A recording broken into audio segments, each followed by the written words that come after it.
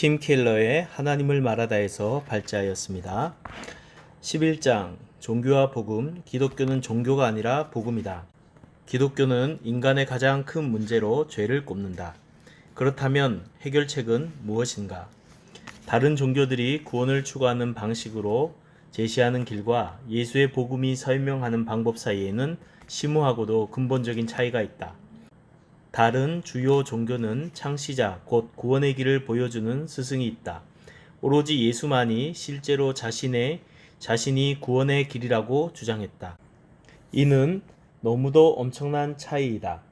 논의 목적을 감안해 여기에서 종교는 윤리적 노력을 통한 구원을 이루는 말로 복음은 은혜를 통한 구원이라는 뜻으로 사용할 것이기 때문이다.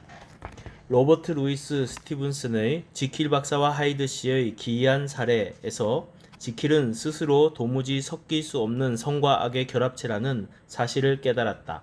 사악한 본성이 선한 성품의 발목을 잡아 놓아주지 않는 게 틀림없었다. 이러저러하게 살아야겠다고 생각하지만 그럴 수가 없었다. 결국 그 두 성품이 분열되는 지경에 이른 것이다. 마음으로는 선한 자아, 다시 말해 낮 동안 드러나는 자아가 악의 영향으로에서 벗어나 자신의 목표를 잃어버리지 않기를 간절히 바랐다. 하지만 처지가 바뀌고 밤이 되고 악한 면모가 튀어나올 때면 예상보다 훨씬 악해졌다. 지킬은 고전적인 기독교 신앙의 범죄에 속하는 이야기로 사악한 자아를 설명한다. 에드워드 하이드가 유명한 건 흉포해서가 아니라 이중성을 감쪽같이 숨겼기 때문이다. 내면에 어떤 욕망을 품고 있는지 아무도 몰랐다. 스티븐스는 더없이 선량한 이들도 내면에 엄청난 자기중심적인 마음가짐이나 자아도취 또는 남이야 어떻게 되든지 제 이익만 앞세우는 기질을 간직하고 있을지 모른다고 이야기한다. 세상에서 벌어지는 비참한 이들의 밑바닥에는 자기를 확장하려는 욕구가 깔려있다. 이것이 바로 지상에서 일어난 대다수 폭력과 범죄, 전쟁의 원인이다. 힘이 있고 돈 많은 이들이 가난한 이들의 어려움에 그토록 냉담한 까닭이다. 가정이 해체되는 가장 핵심 요인이다. 인간은 악행으로 이어질 수 있는 자기중심적인 기질을 감추고 있다. 하지만 그럴 만한 상황이 생기면 여지없이 숨겨온 속성이 튀어나온다. 사악한 짓을 저지를 잠재력을 가졌다는 사실을 깨달은 지킬 박사는 마음 한복판에 도사린 가장 끔찍한 자기중심성과 오만을 야무지게 단속하기로 작정한다. 어찌 보면 신앙을 갖게 된 셈이다. 더는 그런 자리에 들어가지 않겠노라고 단단히 결심한다. 자비를 베풀고 착한 일을 하는데 힘을 기울인다. 한편으로는 에드워드 하이드가 저지른 짓에 대한 죄가품이고 다른 한편으로는 남들을 위하는 행동이자 이기적인 본성을 다스리려는 노력이었다. 하지만 어느 날 지키 박사는 리첸츠 공원 벤치에 앉아 지금 하고 있는 선행들을 곰곰이 헤아리면서 아무리 에드워드 하이드라고 해도 이만하면 대다수 사람들에 비해 월등히 나은 인간이 아니냐는 생각에 잠긴다. 앞날의 행실로 지난 날을 갚기로 결심했지. 솔직히 말해서 그 각오는 제법 근사한 열매를 맺었고 작년 마지막 몇 달 동안 고통을 누그러뜨리려 얼마나 안간 힘을 썼는지 그쪽도 알 거야. 남들을 위해 얼마나 많은 일들을 했는지도 알 테고. 하지만 남들과 비교하면서 그러니까 펄펄 뛰는 자신의 선의를 무지에서 비롯된 다른 사람들의 꿈뜸, 잔인함과 견져가며 은근히 웃음 짓고 있는데 스스로 흡족해하며 헛꿈을 꾸던 바로 그 순간 양심의 가책이 밀려들었지. 지독한 욕지기와 더없이 끔찍한 오한, 고개를 숙여 나를 보았지. 다시 에드워드 하이드가 되어 있더군. 치명적인 사태 전환이다. 처음으로 지킬은 약물의 도움 없이 저절로 하이드가 되었다. 끝의 시작이다. 더는 변신을 통제할 수 없게 되었음을 직감한 지킬은 스스로 목숨을 끊는다. 개인적으로는 바로 이 지점이 스티븐스의 심오한 통찰이 가장 빛나는 대목이라고 본다. 약물도 없이 지킬이 하이드로 변한 까닭은 무엇인가?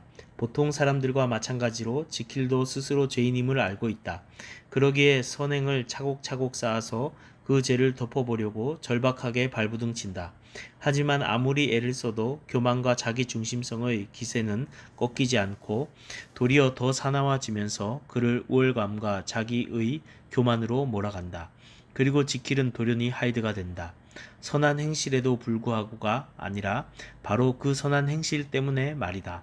죄와 악은 곧 남들을 억압하게 만드는 자기중심성, 교만을 가리킨다. 하지만 여기에는 두 가지 형태가 있다. 하나는 대단히 야비하고 온갖 규칙을 어기는 형태이다. 다른 하나는 몹시 선하고 모든 질서를 다 지키지만 독선적인 형태다. 스스로 구세주가 되는 두 가지 길이 있다. 첫째는 내 인생이니까 내 맘대로 살 거야 라고 이야기하는 방식이다. 두 번째는 플래러리 오코너가 묘사하는 소설 속 인물 헤이즐 모츠의 모습에 잘 드러난다. 그는 예수를 부인하는 가장 좋은 방법을 죄를 부정하는 것임을 잘 알고 있었다. 죄를 짓지 않고 윤리적으로 살아서 하나님도 어쩔 수 없이 복을 주고 구원을 베풀 수밖에 없는 사람이라면 아이러니하게도 그는 예수를 스승이나 본보기, 조력자로 볼 뿐 구주로는 여기지 않을 것이다. 나란히 하나님 앞에 서서 중보해줄 예수님보다 스스로의 선한 의지를 더 깊이 신뢰하게 된다. 예수를 따라가면서 직접 자신을 구원하려고 애쓰는 것이다. 역설적이게도 이는 예수의 복음을 부정하는 꼴이다. 성경의 규칙을 어기는 방식만이 아니라 모두 지키는 식으로도 구주 예수를 마다할 수 있다. 신앙과 불신앙 둘 다 영적으로는 똑같은 과정을 밟는다. 양쪽 모두 죄이긴 마찬가지다. 선행을 쌓아 이른바 셀프 구원에 이르고자 하면 평생 이루 헤아릴 수 없을 만큼 많은 도덕적 행동을 낳을 수 있지만 내면에는 자기의 의와 잔인과 편협한 생각이 가득해서 결국 비참한 지경에 이르게 된다. 늘 남과 비교하며 스스로 썩 괜찮은 사람이라는 사실을 절대로 믿지 않는다. 그러므로 도덕률로는 다시 말해 의지적인 행위를 통해 훌륭한 인간이 되려고 노력하는 것으로는 흉물스럽고 자기도취적인 속성을 처리할 수 없다. 마음에 품은 동기들이 완전히 달라지는 일대 변화가 필요하다. 악마라면 오히려 바리새인들, 쉽게 말해 스스로 구원을 이루려 갖는 애를 쓰는 이들을 더 좋아할 것이다. 그들은 성숙한 크리스천이나 아예 신앙이 없는 이들보다 훨씬 더 불행하며 그 누구보다 영적인 손상이 심각하다. 인간의 노력을 보고 하나님이 우리를 받아주신다는 생각과 그리스도가 하신 일 때문에 받아주신다는 의식 사이에는 어마어마한 격차가 존재한다. 종교의 구동 원리는 나는 순종한다. 그러니 하나님은 나를 받아주신다는 개념이다. 반면 복음의 구동 원리는 그리스도가 하신 일을 통해 하나님은 날 용납해 주신다는 것이다. 이렇게 판이한 원리에 기대어 사는 두 부류의 사람들이 한 교회 바로 옆자리에 나란히 앉을 수도 있다. 양쪽 다 기도에 힘쓰고 넉넉히 베풀고 가족과 교회에 충성하면서 건실한 삶을 살려 애쓴다.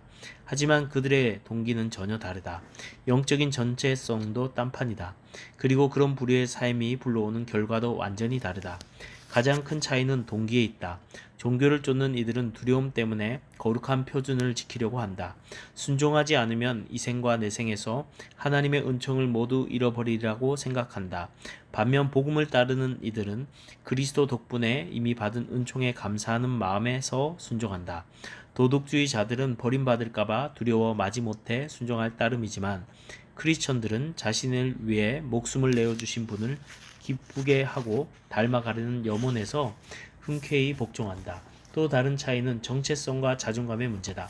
종교의 틀 안에서는 선택한 종교가 제시하는 표준에 부합하게 산다 싶으면 참 길을 따르지 않는 이들을 바라보며 우월감과 업신여기는 느낌을 들게 마련이다. 종교 성향이 더 진보적이든 보수적이든 마찬가지다. 전자는 편협하고 속 좁아 보이는 이들에게, 후자는 덜 도덕적이고 경건하지 못한 이들에게 우월감을 느낀다. 반면 선택한 종교의 표준에 맞춰 살지 못한다는 생각이 들면 자기 혐오에 파묻히기 쉽다. 하나님과 신앙에서 멀리 떨어져 나왔다는 죄책감을 한꺼번에 더욱 깊이 느끼게 될 것이다. 개인적으로도 복음에 대한 이해가 약해지면 자상이 두 극단 사이에서 심하게 요동친다. 내 기준에 맞게 살고 있다면 자신감이 넘치지만 겸손해지진 않는다. 그러지 못하는 이들 앞에서 우쭐하고 매몰차지는 성향이 있다. 표준에 미치지 못하면 겸허해지기는 하는데 자신감을 잃고 실패자가 된 느낌이 든다. 하지만 독특한 정체성을 구축할 수 있는 자원이 복음 안에 있음을 깨달았다.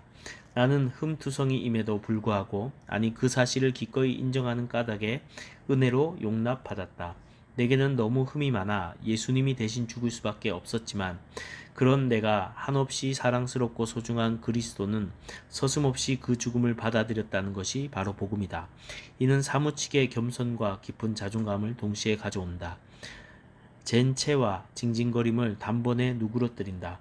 누구에게도 우월감을 가질 수 없지만 또한 누구에게도 스스로를 입증해 보일 이유가 없다. 나는 더 부풀리지도 찌그러뜨리지도 않는다.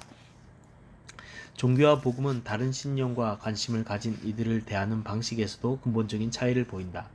포스트 모던 사상가들은 타자, 그러니까 존재의 의미의 토대로 삼고 있는 가치와 특성을 공유하지 않는 이들을 하나씩 몰아내는 과정에서 자가 형성되고 강화된다고 믿는다.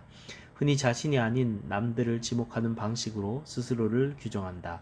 다른 인종, 신념, 특성을 가진 이들의 가치를 얕잡는 식으로 자존감을 북돋운다.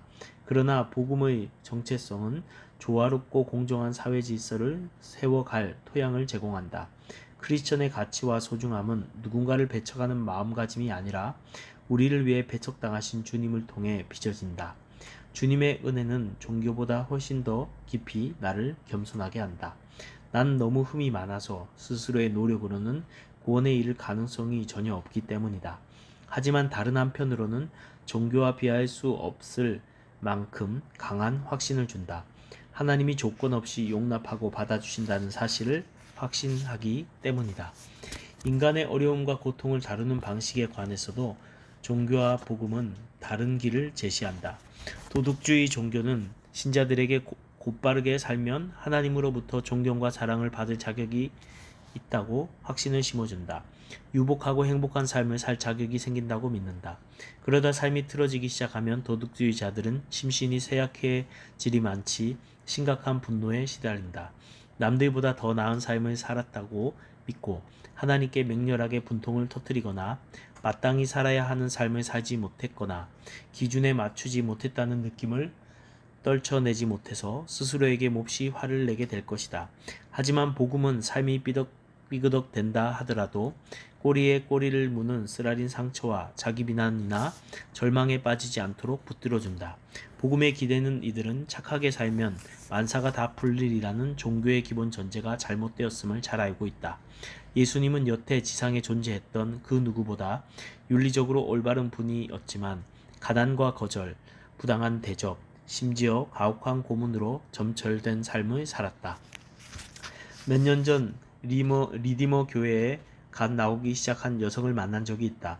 그는 어려서부터 줄곧 교회 다녔지만 복음과 종교를 구별하는 소리는 한 번도 들어보지 못했노라고 했다.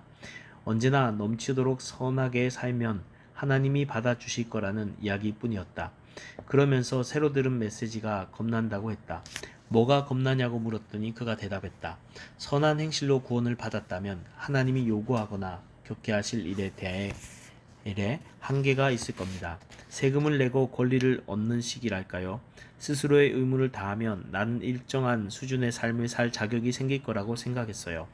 그런데 제가 처음부터 끝까지 순수하게 은혜로 구원을 받았다면 하나님으로서는 제게 요구하지 못할 게 없을 거란 말씀이죠. 너희는 순전히 은혜로 구원을 받았다는 믿을 수 없을 만큼 근사한 가르침을 쫓는 편이 훨씬 낫다는 사실을 즉시 깨달았다. 아울러 스스로 은혜로 구원을 얻은 죄인이라면 지극히 높으신 하나님의 주인 되심에 더 복종해야 된다는 것을 알게 됐다. 예수님이 정말 자신을 위해 이 모든 일을 행하셨다면 스스로의 삶의 주인 행세를 하면 안 될 일이었다. 이루 말할 수 없이 큰 값을 치르고 그를 위해 이 모든 선물을 허락하신 예수님께 즐겁고 감사하는 마음으로 삶 전체를 드리는 게 당연했다. 은혜 밖에서 보면 끝도 없어 없이 계속되는 의무처럼 강압적으로 들릴지 모른다. 그러나 은혜 안에서 보면 동기는 처음부터 끝까지 기쁨이다. 사랑에 빠졌을 때 어떤 일이 일어나는지 되짚어보라. 사랑하는 상대의 마음에 들려고 열성을 다할 것이다.